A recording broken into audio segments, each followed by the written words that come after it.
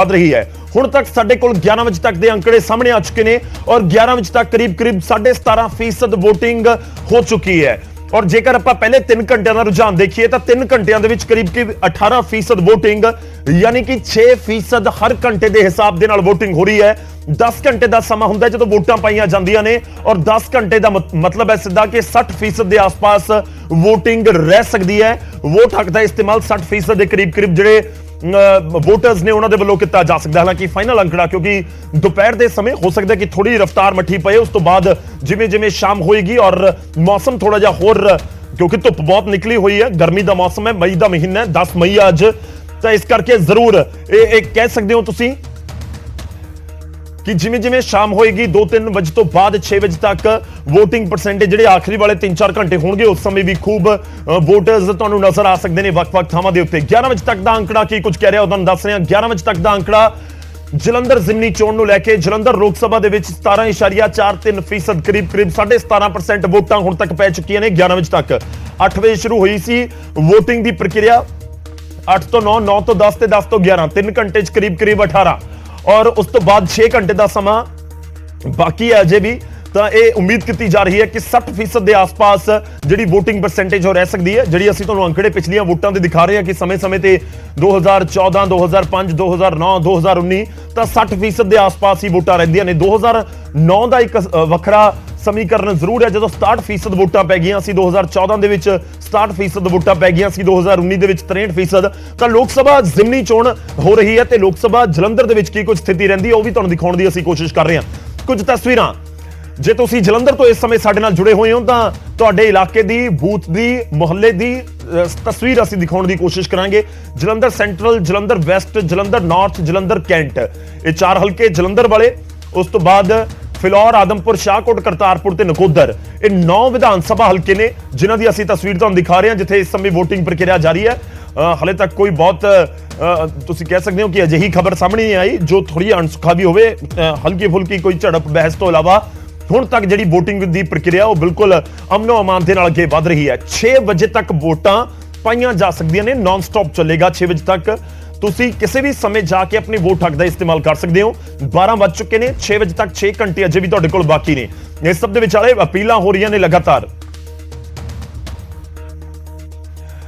तो मुख्यमंत्री दे वल्लों जो ट्वीट किया गया वो भी तुहानू दिखा रहे हैं। उन्होंने कहा कि वोटिंग दी रिपोर्टां आ रही ने, वध तो वध वोटां पा के नवीं कहानी दे तुसी भी हिस्सेदार बनो।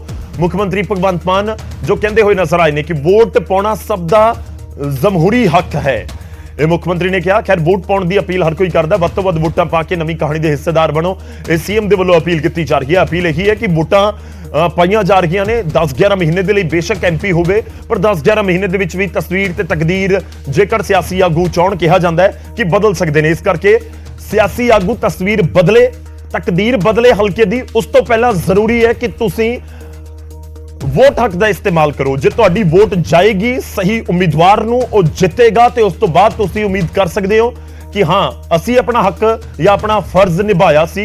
हुण जिहड़ा सियासी आगू है उसकी जिम्मेवारी बनती है, जो एमपी चुन के गया या जाएगा उसकी जिम्मेवारी होएगी। 4 तस्वीरां होर ने, एक पासे मुख्यमंत्री का ट्वीट है, लोगों को वोटिंग करने की अपील है। सीएम नूं उम्मीद है कि 11:30 बजे तक जिहड़े बहुत हौसला वधाउण वालियां तस्वीरां आईयां ने और वोटिंग दी रिपोर्टां जो आ रहीआं ने उस दे नाल हौसला मुख्यमंत्री का वध रहा है। खैर आम आदमी पार्टी के लिए भी साझा सवाल तो लाजमी तौर पर 13 महीने करीब करीब हो चुके हैं सरकार बनी नूं, 13-14 महीने, तो इस विचाले विरोधी सवाल चुक रहे हैं तो विरोधियों के सवालों के विचाले वोटां पै रही ने। एक जिमनी चोण हुई संगरूर वाली, स्थिति कुछ वक्री सी, हालात कुछ वक्रे सी, पर हुण करीब करीब 13-14 महीनों बाद एक होर बाई इलैक्शन पंजाब दे विच आई। चौधरी संतोख सिंह जिन्हां दा देहांत होया सी जलंधर तो, वो एमपी सन ते उन्हां दे देहांत की वजह दे नाल, क्योंकि कानून के मुताबिक, संविधान के मुताबिक वोटिंग करवानी हुंदी है, खाली नहीं छड़ सकते सीट।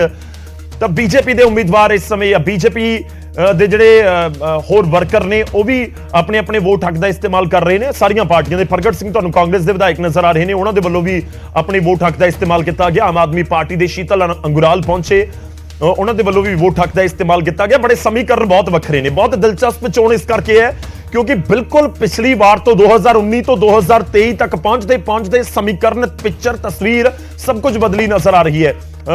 रजिंदर जिहड़े एमएलए ने आम आदमी पार्टी के वो भी नजर आ रहे होंगे, उन्होंने भी वोट हक का इस्तेमाल किया है। करमजीत कौर ਆਪਣੇ ਪਰਿਵਾਰ ਦੇ ਨਾਲ ਵੋਟ ਹੱਕ ਦਾ ਇਸਤੇਮਾਲ ਕਰਨ ਪਹੁੰਚੇ ਸੀ ਵਿਧਾਇਕ ਵਿਕਰਮ ਚੌਧਰੀ। ਤੁਹਾਨੂੰ ਨਜ਼ਰ ਆ ਰਹੇ ਹੋਣਗੇ ਫਿਲੌਰ ਤੋਂ ਵਿਧਾਇਕ ਨੇ, ਤਾਂ ਉਹਨਾਂ ਦੇ ਵੱਲੋਂ ਵੀ ਆਪਣੇ ਵੋਟ ਹੱਕ ਦਾ ਇਸਤੇਮਾਲ ਕੀਤਾ ਗਿਆ। ਅਸੀਂ ਸਮੀਕਰਨ ਦਾ ਜ਼ਿਕਰ ਕਰ ਰਹੇ ਹਾਂ, ਅੱਗੇ ਵੀ ਸਮੀਕਰਨਾਂ ਦਾ ਜ਼ਿਕਰ ਕਰਾਂਗੇ ਕਿ ਕਿਸ ਤਰੀਕੇ ਨਾਲ ਜਿਹੜੇ ਸਮੀਕਰਨ ਬਦਲਦੇ ਹੋਏ ਨਜ਼ਰ ਆਏ ਨੇ 2019 ਤੋਂ ਲੈ ਕੇ 2023 ਤੱਕ 4 ਸਾਲ ਦੇ ਵਿੱਚ ਸਿਆਸੀ ਤੌਰ ਦੇ ਉੱਤੇ ਬਿਲਕੁਲ ਸਮੀਕਰਨ ਵੱਖਰੇ ਹੋ ਗਏ। ਸ਼ੁਰੂਆਤ ਮੈਂ ਕਹਣਾ ਤਾਂ ਸੁਸ਼ੀਲ ਰਿੰਕੂ ਜੋ ਕਾਂਗਰਸ ਦੇ ਇੱਕ ਵੱਡੇ ਦਾਅਵੇਦਾਰ ਜਾਂ 2019 ਦੇ ਵਿੱਚ ਵਿਧਾਇਕ ਹੁੰਦੇ ਸੀ, ਤਾਂ 2022 ਦੇ ਵਿੱਚ ਵੀ ਕਾਂਗਰਸ ਦੀ ਟਿਕਟ ਤੇ ਲੜਦੇ ਨੇ, ਹਾਰ ਗਏ ਤੇ ਉਸ ਤੋਂ ਬਾਅਦ ਹੁਣ ਆਮ ਆਦਮੀ ਪਾਰਟੀ ਦੇ ਵਿੱਚ ਜੁਆਇਨ ਕਰਨ ਤੋਂ ਬਾਅਦ ਉਮੀਦਵਾਰ ਨੇ। ਪੁਆਇੰਟ ਨੰਬਰ 2, ਕਰਮਜੀਤ ਕੌਰ ਜਿਨ੍ਹਾਂ ਨੇ 2019 ਦੇ ਵਿੱਚ ਆਪਣੇ ਪਤੀ ਚੌਧਰੀ ਸੰਤੋਖ ਸਿੰਘ ਦੇ ਲਈ ਵੋਟਾਂ ਮੰਗੀਆਂ ਸੀ, ਉਹ ਹੁਣ ਉਮੀਦਵਾਰ ਨੇ ਕਿਉਂਕਿ ਉਹਨਾਂ ਦਾ ਦੇਹਾਂਤ ਹੋ ਗਿਆ। ਪਰਿਵਾਰ ਦੇ ਸਾਹਮਣੇ ਬਹੁਤ ਇੱਕ ਚੁਣੌਤੀ ਭਰਿਆ ਸਮਾਂ ਤੇ ਇਸ ਵਿਚਾਲੇ ਇਲੈਕਸ਼ਨ ਵਾਲੀ ਚੁਣੌਤੀ ਵੀ। ਉਸ ਤੋਂ ਬਾਅਦ ਬੀਜੇਪੀ ਦੇ ਵੀ ਬਹੁਤ ਵੱਖਰੇ ਸਮੀਕਰਨ ਨੇ ਕਿਉਂਕਿ 2019 ਦੇ ਵਿੱਚ ਬੀਜੇਪੀ ਅਕਾਲੀ ਦਲ ਦੇ ਨਾਲ ਚੋਣ ਮੈਦਾਨ ਦੇ ਵਿੱਚ ਸੀ, ਗਠਜੋੜ ਦੇ ਤੌਰ ਦੇ ਉੱਤੇ ਸੀ, ਪਰ ਚਰਨਜੀਤ ਸਿੰਘ ਅਟਵਾਲ ਅਕਾਲੀ ਦਲ ਦੇ ਉਮੀਦਵਾਰ ਸੀ, ਬੀਜੇਪੀ ਦਾ ਸਮਰਥਨ ਸੀ, ਬਹੁਤ ਨੇੜੇ ਪਹੁੰਚ ਗਏ ਸੀ ਜਿੱਤ ਦੇ ਅਟਵਾਲ, ਪਰ ਜਿੱਤ ਹਾਸਲ ਨਹੀਂ ਕਰ ਸਕੇ ਸੀ। ਔਰ ਉਸ ਤੋਂ ਬਾਅਦ ਅਗਲੀ ਇਸ ਸਮੇਂ ਚਰਨਜੀਤ ਅਟਵਾਲ ਬੀਜੇਪੀ ਦਾ ਹਿੱਸਾ ਨੇ, ਉਹਨਾਂ ਦੇ ਬੇਟੇ ਨੇ ਇੰਦਰ ਇਕਬਾਲ ਸਿੰਘ ਅਟਵਾਲ, ਉਹਨਾਂ ਨੂੰ ਹੀ ਟਿਕਟ ਬੀਜੇਪੀ ਨੇ ਦਿੱਤੀ ਹੈ। ਤੇ ਚੌਥੀ ਗੱਲ ਕਰ ਰਹੀ ਹੈ ਅਕਾਲੀ ਦਲ ਦੀ। ਅਕਾਲੀ ਦਲ ਦੇ ਵੀ ਸਮੀਕਰਨ ਵੱਖਰੇ ਨੇ ਕਿਉਂਕਿ ਅਕਾਲੀ ਦਲ 2019 ਦੇ ਵਿੱਚ ਬੀਜੇਪੀ ਦੇ ਨਾਲ ਜਿੱਤ ਦੇ ਬਹੁਤ ਨੇੜੇ ਤਾਂ ਪਹੁੰਚ ਗਿਆ ਸੀ, ਜਿੱਤ ਹਾਸਲ ਨਹੀਂ ਕਰ ਸਕਿਆ। ਉਹ ਉਮੀਦਵਾਰ ਅਟਵਾਲ ਫੈਮਿਲੀ ਜਿਸ ਦਾ ਆਧਾਰ ਕਿਹਾ ਜਾਂਦਾ ਹੈ ਇਸ ਇਲਾਕੇ ਦੇ ਵਿੱਚ, ਉਹ ਹੁਣ ਛੱਡ ਚੁੱਕੀ ਹੈ ਅਕਾਲੀ ਦਲ ਨੂੰ, ਸ਼ਾਮਲ ਹੋ ਚੁੱਕੀ ਹੈ ਬੀਜੇਪੀ ਦੇ ਵਿੱਚ। ਉਸ ਤੋਂ ਬਾਅਦ ਗਠਜੋੜ ਟੁੱਟ ਗਿਆ ਬੀਜੇਪੀ ਦੇ ਨਾਲ, ਹੁਣ ਬੀਐਸਪੀ ਇੱਕ ਨਵੇਂ ਭਾਈਵਾਲ ਦੇ ਨਾਲ ਚੋਣ ਮੈਦਾਨ ਦੇ ਵਿੱਚ ਉਤਰਿਆ ਹੋਇਆ ਹੈ ਅਕਾਲੀ ਦਲ। ਸਮੀਕਰਨ ਇਸ ਕਰਕੇ ਵੀ ਵੱਖਰੇ ਨੇ ਕਿਉਂਕਿ ਉਸ ਉਮੀਦਵਾਰ ਨੂੰ ਅਕਾਲੀ ਦਲ ਨੇ ਚੋਣ ਮੈਦਾਨ ਦੇ ਵਿੱਚ ਉਤਾਰਿਆ ਜੋ 2017 ਤੇ 22 ਜਦੋਂ ਕਾਂਗਰਸ ਤੇ ਆਮ ਆਦਮੀ ਪਾਰਟੀ ਦੀ ਇੱਕ ਤਰੀਕੇ ਨਾਲ ਹਨੇਰੀ ਸੀ, ਕਲੀਅਰ ਮੈਜੋਰਟੀ ਵਿਧਾਨ ਸਭਾ ਦੇ ਵਿੱਚ ਆਈ, ਉਸ ਸਮੇਂ ਵੀ ਆਪਣੀ ਸੀਟ ਬਚਾਉਣ ਦੇ ਵਿੱਚ ਡਾਕਟਰ ਸੁਖੀ ਕਾਮਯਾਬ ਰਹੇ ਸੀ ਬੰਗਾ ਤੋਂ, ਤੇ ਇਸ ਵਾਰ ਉਹਨਾਂ ਨੂੰ ਚੋਣ ਮੈਦਾਨ ਦੇ ਵਿੱਚ ਜਲੰਧਰ ਤੋਂ ਜ਼ਿਮਨੀ ਚੋਣ ਦੇ ਲਈ ਉਤਾਰ ਦਿੱਤਾ ਗਿਆ ਅਕਾਲੀ ਦਲ ਦੇ ਵੱਲੋਂ। ਕਹਿ ਰਿਹਾ ਅਕਾਲੀ ਦਲ ਇਸ ਕਰਕੇ ਵੀ ਸਮੀਕਰਨ ਆਪਣੇ ਬਿਠਾ ਰਿਹਾ ਹੈ ਕਿਉਂਕਿ 2019 ਤੋਂ ਜੇ ਅਕਾਲੀ ਦਲ ਦੇ ਉਮੀਦਵਾਰ ਜਿੱਤਦੇ ਨੇ ਸੁਖਵਿੰਦਰ ਸੁਖੀ, ਤਾਂ ਫਿਰ ਬੰਗਾ ਵਾਲੀ ਸੀਟ ਖਾਲੀ ਹੋਏਗੀ। ਤਾਂ ਅਕਾਲੀ ਦਲ ਨੇ ਐਲਾਨ ਕੀਤਾ ਹੈ ਕਿ ਬੰਗਾ ਵਾਲੀ ਸੀਟ ਦੇ ਉੱਤੇ ਬੀਐਸਪੀ ਦਾ ਉਮੀਦਵਾਰ ਹੋਏਗਾ। ਤਾਂ ਅਕਾਲੀ ਦਲ ਨੂੰ ਇਹਨਾਂ ਸਮੀਕਰਨਾਂ ਦੇ ਉੱਤੇ ਵੀ ਯਕੀਨ ਹੈ ਕਿ ਵਿਧਾਇਕ ਵਾਲੀ ਟਿਕਟ ਦੇ ਲਈ ਬੀਐਸਪੀ ਖੁੱਲ ਕੇ ਔਰ ਜ਼ਬਰਦਸਤ ਸਮਰਥਨ ਕਰੇਗੀ ਔਰ ਉਸ ਦਾ ਅਸਰ ਆ ਸਕਦਾ ਹੈ ਨਜ਼ਰ ਬੀਜੇਪੀ ਨੂੰ ਆਪਣੇ ਸਮੀਕਰਨਾਂ ਦੇ ਉੱਤੇ, ਆਮ ਆਦਮੀ ਪਾਰਟੀ ਨੂੰ ਆਪਣੇ ਸਮੀਕਰਨਾਂ ਦੇ ਉੱਤੇ, ਇਸੇ ਤਰ੍ਹਾਂ ਕਾਂਗਰਸ ਨੂੰ ਆਪਣੇ ਸਮੀਕਰਨਾਂ ਦੇ ਉੱਤੇ ਪੂਰਾ ਭਰੋਸਾ ਹੈ। ਇਹ ਗੱਲਬਾਤ ਅੱਗੇ ਵੀ ਚੱਲਦੀ ਰਹੇਗੀ, ਹੋਰ ਸਮੀਕਰਨ ਅਸੀਂ ਕਿਸ ਤਰੀਕੇ ਦੇ ਨੇ ਸਮਝਾਉਣ ਦੀ, ਸਮਝਣ ਦੀ, ਦਿਖਾਉਣ ਦੀ ਕੋਸ਼ਿਸ਼ ਕਰਾਂਗੇ। ਸਿੱਧਾ ਰੁਕ ਕਰਦੇ ਹਾਂ ਇੱਕ ਵਾਰ ਸਾਡੇ ਸਹਿਯੋਗੀ ਇਸ ਸਮੇਂ ਸਾਡੇ ਨਾਲ ਜੁੜ ਰਹੇ ਨੇ ਜਲੰਧਰ ਤੋਂ ਸੁਰਿੰਦਰ ਕੰਬੋਜ, ਉਹਨਾਂ ਦਾ ਰੁਕ ਕਰਾਂਗੇ। ਸੁਰਿੰਦਰ ਕੰਬੋਜ, ਪੰਕਜ ਕਪਾਹੀ ਸਾਡੇ ਸਹਿਯੋਗੀ, ਇਸ ਦੇ ਨਾਲ ਨਪਿੰਦਰ ਬਰਾੜ ਲਗਾਤਾਰ ਉੱਥੋਂ ਜੁੜੇ ਹੋਏ ਨੇ। ਪਹਿਲਾਂ ਰੁਕ ਕਰਦੇ ਹਾਂ ਸੁਰਿੰਦਰ ਕੰਬੋਜ ਦਾ ਰੁਕ ਕਰਦੇ ਹਾਂ। ਤਾਂ ਸੁਰਿੰਦਰ ਕੰਬੋਜ ਸਾਡੇ ਨਾਲ ਜੁੜ ਰਹੇ ਨੇ। ਸੁਰਿੰਦਰ ਕਿੱਥੇ ਇਸ ਸਮੇਂ ਮੌਜੂਦ ਹੋ, ਕੀ ਕੁਝ ਹਲਚਲ